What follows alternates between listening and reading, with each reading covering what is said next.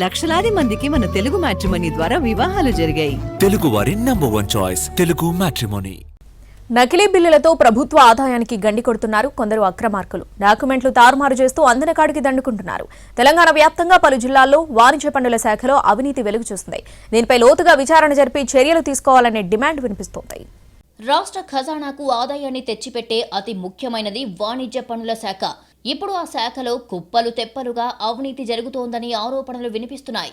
రాబడిపై దృష్టి పెట్టకపోగా కొందరు వ్యాపారులతో కలిసి ప్రభుత్వ ఆదాయానికి గండి కొడుతున్నారు అనే విమర్శలు వస్తున్నాయి. వ్యాపారుల రిటర్న్ దాఖలు సక్రమంగా జరిగేలా చూడడం, జీరో వ్యాపారానికి అడ్డుకట్ట వేయడం, పాత బకాయిలు, పన్ను ఎగవేతదారులపై ప్రత్యేక నిఘా పెట్టడంలో కొందరు అధికారులు విఫలమవుతున్నారు. అంతేకాకుండా ఫేక్ ఇన్వాయిస్లతో క్లెయిమ్ చేస్తూ ప్రభుత్వ ఆదాయానికి గండి కొడుతున్నారు.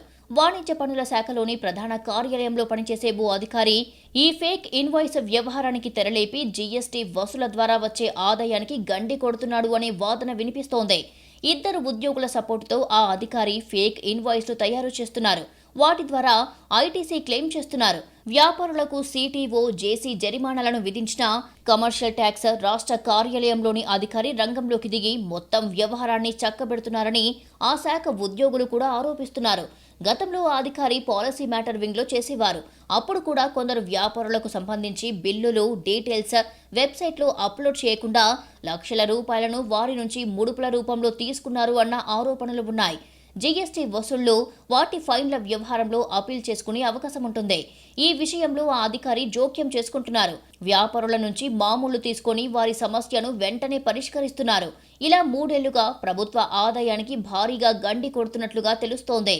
నకిలీ ఇన్వాయిస్ వ్యవహారం మొదట జిల్లాలో బయటపడగా ఇప్పుడు హైదరాబాద్ ప్రధాన కార్యాలయానికి ఉన్న లింకులు బయటపడుతున్నాయి. దీంతో పాటు కొందరు ఉద్యోగులు డిపార్ట్మెంట్ వెహికల్స్ ను తమ సొంతానికి వాడుకుంటూ డీజిల్ ఖర్చును ప్రభుత్వ ఖాతాల్లో వేస్తున్నారు అన్న ఆరోపణలు ఉన్నాయి. మరి వాణిజ్య పన్నుల శాఖలో జరుగుతున్న అవినీతికి ప్రభుత్వం ఎలా చెక్ పెడుతుంది? అక్రమార్కులపై ఎలాంటి చర్యలు తీసుకుంటుందో చూడాలి.